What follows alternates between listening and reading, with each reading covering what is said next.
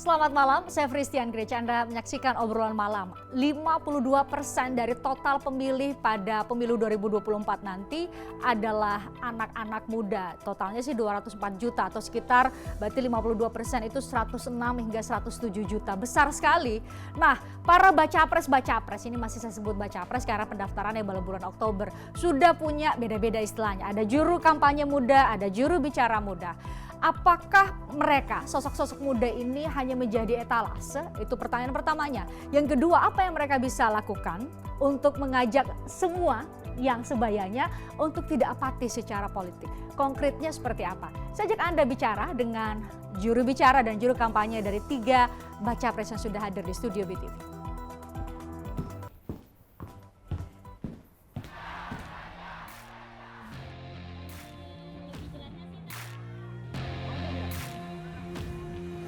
Anak-anak Gen Z ini masuk pada dunia itu, maka mesti terampil dan mesti bijaksana.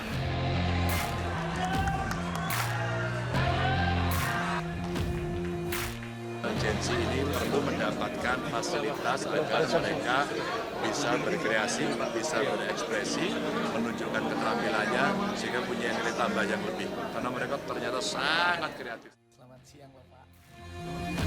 Siap. Berjuang menyiapkan tempat untuk pengganti-pengganti kami. Kami mencari kader-kader muda dan saudara dalam hari-hari minggu-minggu ke depan akan melihat banyak anak-anak muda bergabung sama kita. Anak-anak muda jangan ditutup jalannya.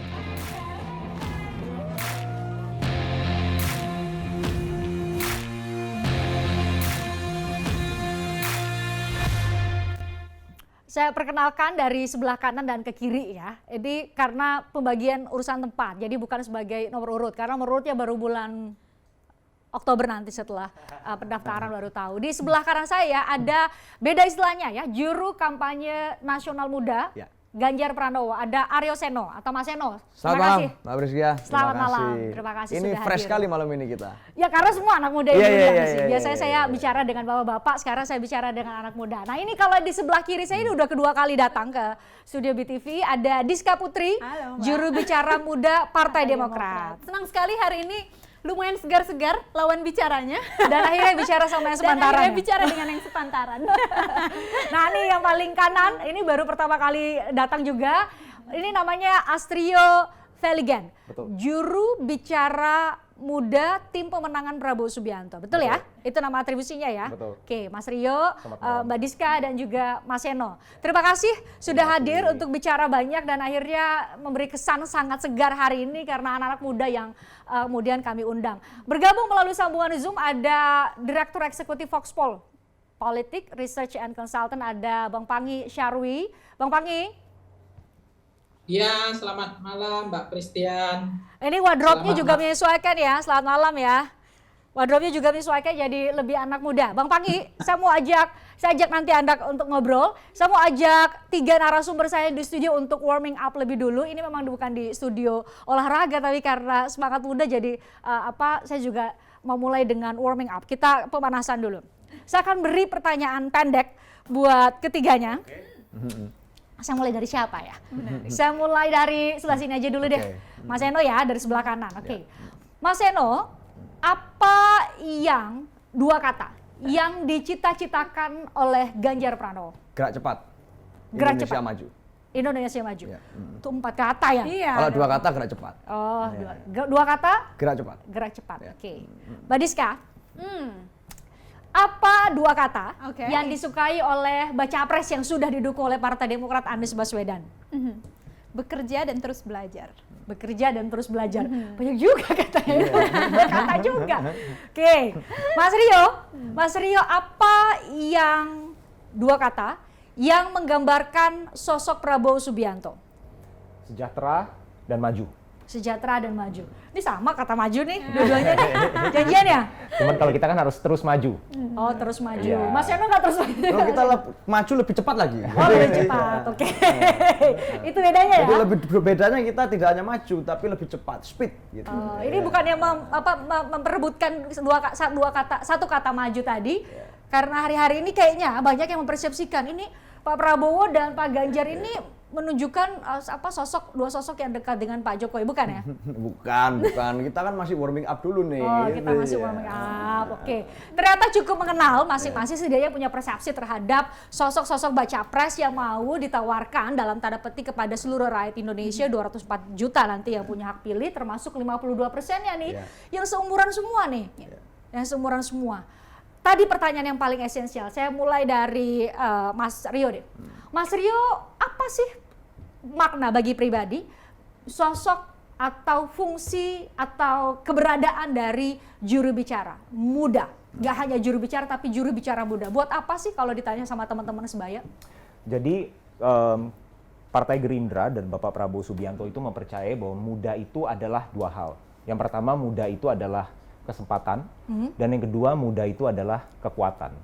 Jadi kalau kita berbicara konteks, kenapa anak muda ini tidak hanya secara elektoral memiliki suara yang mayoritas dari penduduk Indonesia dari daftar pemilih nanti mayoritas adalah anak muda, tapi anak muda ini akan menentukan tonggak ke depan bangsa Indonesia akan seperti apa, karena salah satu matriks utama dalam kesejahteraan dan keberlangsungan suatu negara itu dinilai daripada sumber daya manusianya. Jadi kita harus bisa menciptakan sumber daya manusia yang unggul, sehingga nanti itu menciptakan gerbang ke kesejahteraan.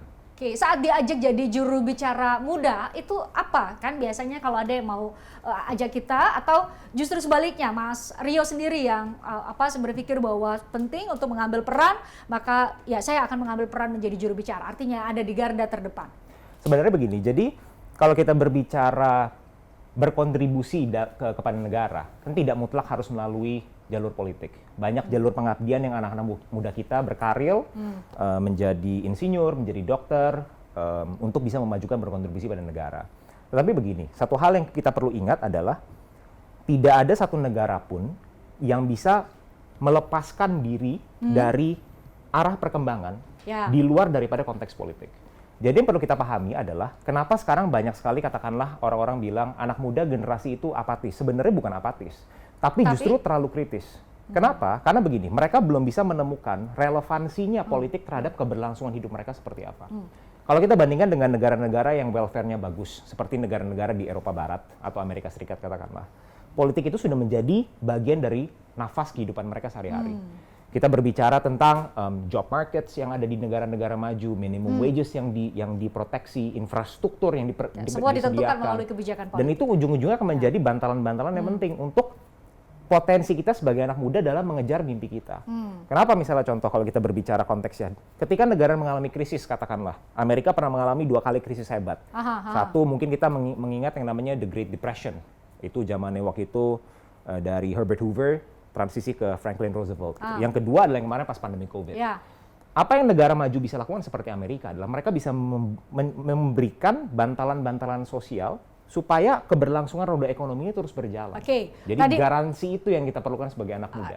Balik lagi ke pertanyaan saya tadi, bahwa Mas Rio sendiri memandang secara substantif dan secara politik, apa sih posisi tawar, apa sih manfaat ada juru bicara muda? Apakah sekadar untuk menunjukkan kepada masyarakat bahwa baca pres yang ada dukung Pak Prabowo misalnya ini sangat concern kepada anak muda dengan meletakkan seorang Astrio Veligen di depan sebagai juru bicara, atau ada makna yang lebih dalam dari? Sebenarnya simpelnya adalah untuk memberikan gambaran bahwa memang pemimpin-pemimpin bukan hanya dari Pak Prabowo ya, tapi juga dari calon yang lainnya sangat mementingkan anak muda. Karena ketika menempatkan anak muda di garda terdepan dalam politik, itu berarti anak muda menjadi bagian dari pembangunan, bukan hanya sebagai objek saja. Dan itu pesan yang mau disampaikan maksudnya.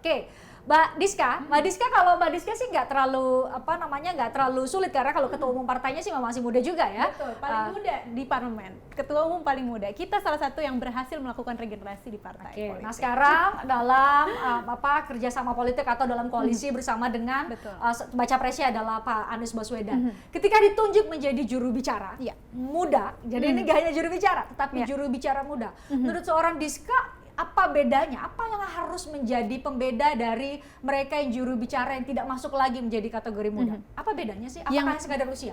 Yang pertama yang harus kita perhatikan adalah juru bicara muda itu bukan cuma sekedar maskot. Kita suka melihat bahwa juru bicara ini selalu ditempelkan menuju akhir pemilu untuk seolah-olah menggait komoditas politik yang saat ini sedang menjadi komunitas yang terbesar, yaitu adalah anak muda. Nah, itu pertanyaan saya tadi ya, apakah Betul, hanya sekadar untuk menarik suara itu. Nah, anak muda? Alhamdulillahnya di Partai Demokrat ini, di mana Partai Demokrat adalah salah satu koalisi yang menjadi pelopor untuk koalisi perubahan dan perbaikan, fokus untuk melibatkan anak muda pada struktur-struktur strategis itu sudah hadir bahkan sebelum 2024 atau sebelum menuju pemilihan umum. Kita lihat sendiri bahwa tahun 2020 kita berhasil melakukan regenerasi politik, regenerasi yang selama ini sangat sulit dilakukan di berbagai partai politik. Kita berhasil regenerasi ketua umum. Regenerasi ketua umum yang sekarang kita tahu Mas Ahaye adalah ketua umum partai politik termuda di parlemen, dan kita juga lihat bahwa hampir 50% kepengurusan di daerah maupun di nasional Partai Demokrat itu ada di bawah 42 tahun. Jadi kita lihat bahwa pelibatan anak muda ini jangan hanya dilihat sebagai komoditas politik, kemudian dijadikan maskot-maskot untuk menarik masyarakat, generasi milenial, suara, tapi juga harus ditempatkan dalam peran-peran strategis. Dan kita lihat bahwa selama ini yang dilakukan Partai Demokrat adalah selalu menempatkan anak-anak muda itu di tempat-tempat strategis, sehingga produk-produk politik dan langkah-langkah politik yang kita dapatkan saat ini adalah hasil produk dari anak-anak muda itu sendiri. Oke, jadi balik lagi ke pertanyaan saya yang di awal tadi, Diska. Apa bedanya sih nanti seorang Diska berdiri di panggung untuk bicara kepada seluruh rakyat Indonesia yang punya hak pilih dengan mereka yang jauh usianya di atas Diska? Apa bedanya? Kita harus mendengarkan, kita bisa mendengarkan apa sih kalau Diska diberi kesempatan di situ?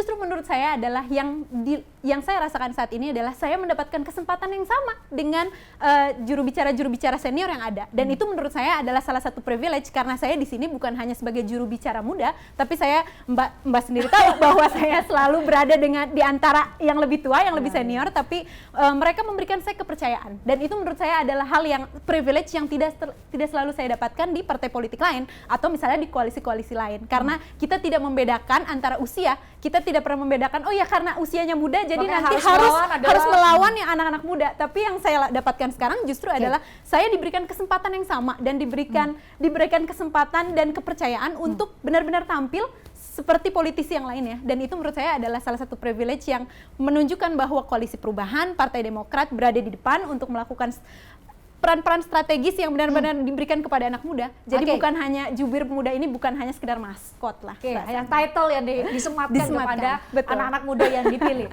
Mas Eno, juru kampanye muda sudah mendapat pelatihan ya? Kalau sudah mendapat beberapa kali pelatihan. Berapa kali pelatihan? Jadi saya sendiri sudah 2 kali, sekali di sekolah partai, kemudian sekali lagi dengan teman-teman partai kerjasama politik, yang kemudian besok saya masih ikut pelatihan lagi nih. Jadi kalau di PD Perjuangan itu fokusnya adalah sekolah dan pelatihan itu menjadi sesuatu yang penting. Jadi, kenapa? Apa alasannya? Bukan sekedar kita ingin menampilkan wajah muda, tapi ya harus ada muda yang kemudian mampu memahami persoalan-persoalan yang dihadapi oleh masyarakat. Muda yang mampu mengartikulasikan gagasan dengan baik, muda yang punya kualitas, dan saya rasa PD Perjuangan sangat memperhatikan itu. Materi apa sih yang dikasih waktu pelatihan ini? Kami lagi tunjukkan gambarnya. Banyak sekali, Itu waktu ibaratnya begini, teman-teman diberikan pelatihan secara ideologi, wawasan, diberikan pengetahuan kenapa PD Perjuangan tampil, termasuk kemudian secara teknis, bagaimana kemudian menghadapi persoalan, menjawab tentang persoalan-persoalan yang terjadi di Indonesia, membuat rilis dan lain sebagainya, yang itu dibuat dengan sangat ketat di partai. Yang saya rasa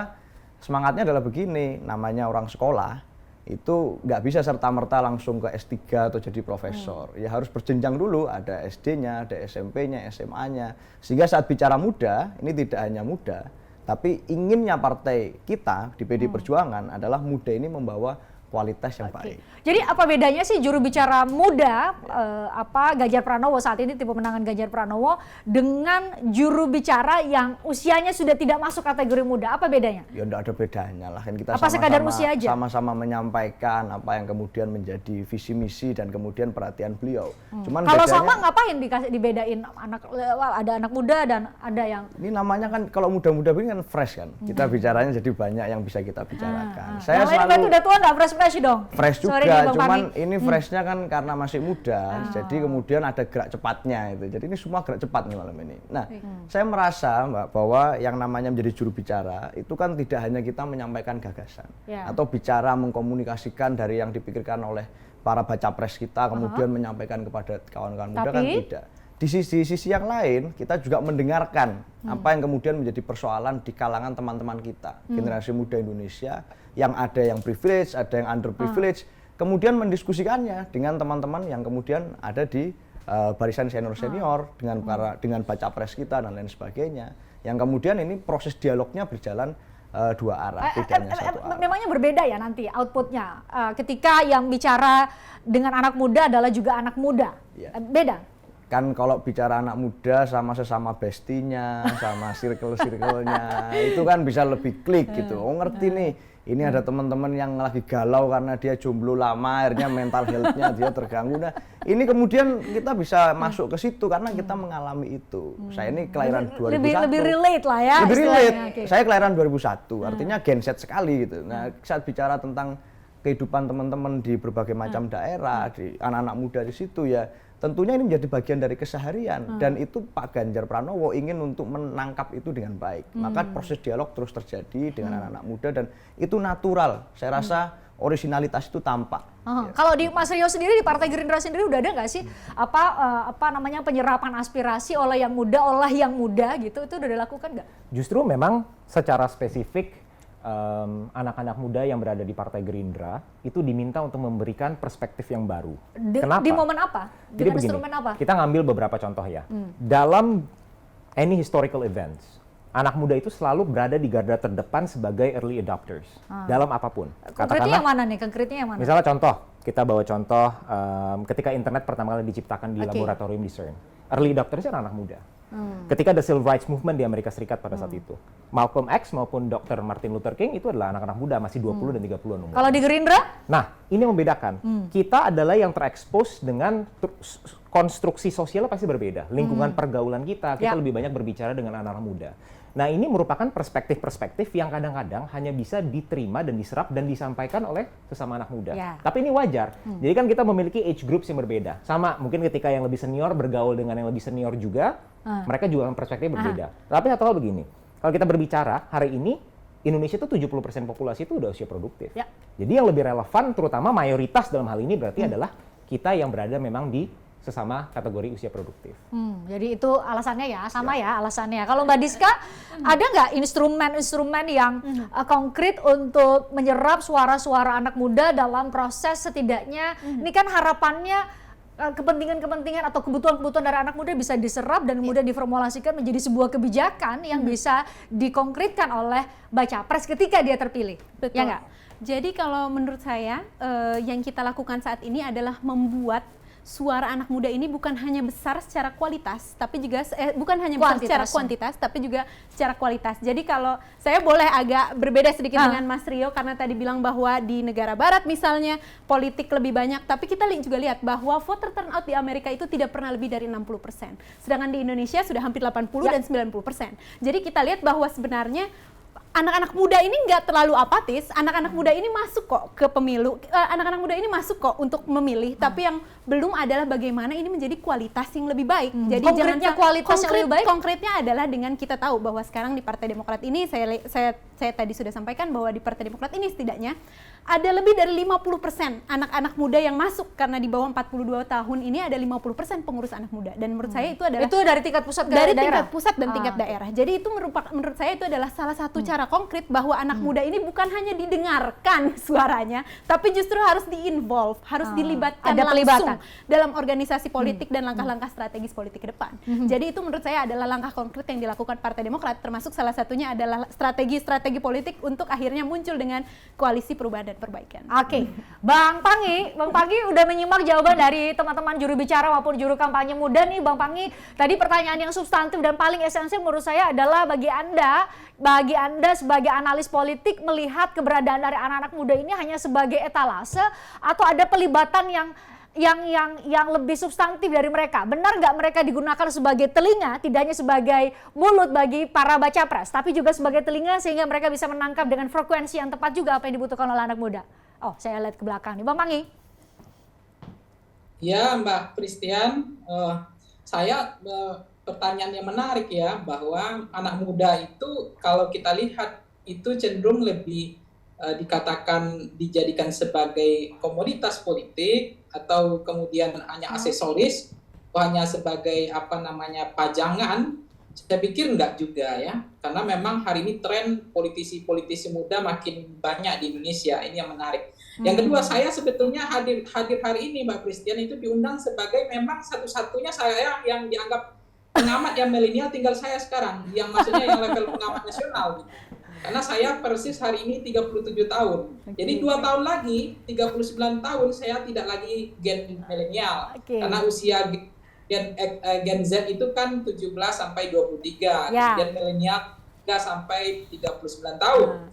Jadi saya bersyukur sekali mungkin Mbak Christian mengundang saya karena satu-satunya yang tersisa pengamat nasional yang milenial cuma saya gitu. Nah, terlepas dari konteks itu, termasuk misalnya jangankan politisi ya, soal baju ya yang dipakai oleh saya hari ini juga adalah milenial sebetulnya. Karena kalau hasil riset kita misalnya kalau sering pakai batik, itu lama-lama itu dianggap tua. Jadi bahaya politisi sering-sering. Maka saya lihat kalau saya berteman dengan politisi, saya pernah bilang begini, udah Mas kurangi batiknya, nanti dicap, distempel politisi yang udah tua. Jadi itu padahal bahaya. batik juga keren kok ya. Kalau bergaul saya, itu pakaiannya nggak boleh sering-sering pakai batik. Bukan berarti, mohon maaf ya, bukan berarti saya tidak menghargai batik sebagai karya anak bangsa, tapi batik itu stigmanya seperti itu, makanya formal gitu ya. Ya, itu yang kedua Mbak Christian. Nah yang ketiga sebetulnya Gen Z atau milenial atau yang tadi dari data Voxpol kemarin itu mengikuti tren dari trafiknya BPS, itu 16% itu adalah Gen Z, itu ada 36% adalah Gen milenial, artinya ada 50% plus 1. Nah itu adalah usia yang betul-betul sangat menjadi penentu atau dewa elektoral di dalam Pilpres 2024. Jadi saya tidak lebay menyatakan bahwa Gen Z milenial adalah seperti gadis cantik yang betul-betul diperebutkan.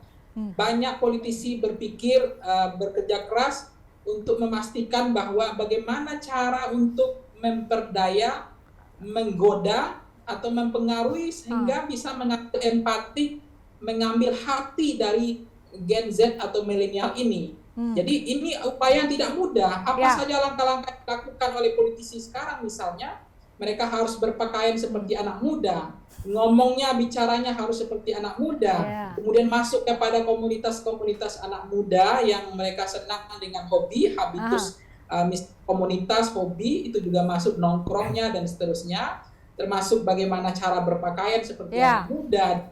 Nah, olahraga, preferensi olahraga ya, termasuk juga ya. Ya, cara mereka masuk ke komunitas olahraga, kemudian ke seni-seni dan seterusnya. Itu betul-betul harus politisi sekarang saya lihat sense of politiknya itu jalan Mbak Christian. Mereka harus mampu beradaptasi, membaca jeroan selera anak muda. Jadi politisi hari ini tidak bisa egois tentang dirinya, tapi dia harus bisa memahami betul apa selera anak muda. Sehingga pendekat adalah mereka lah yang tua-tua ini atau politisi yang tua-tua ini yang menyesuaikan dengan apa sebetulnya yang menjadi selera atau keinginan anak muda. Dia harus menyesuaikan, kalau tidak mereka ketinggalan. Balik lagi Bang. Bang Panggi, balik lagi, kita harus jeda. Balik lagi, tapi saya ingin mempertegas nanti apakah menyesuaikan atau mencoba menangkap selera anak muda itu bisa disimplifikasi dengan menghadirkan anak-anak muda sebagai mereka di panggung depan. Apakah sesimpel itu atau sesederhana itu? Kita bahas usai jeda di obrolan malam. Tertarik dengan diskusi saya dengan para narasumber? Saksikan obrolan malam dengan topik-topik menarik lainnya. Jangan lupa subscribe ya channel YouTube Berita 1. Like, komen, dan share video ini ya. Terima kasih.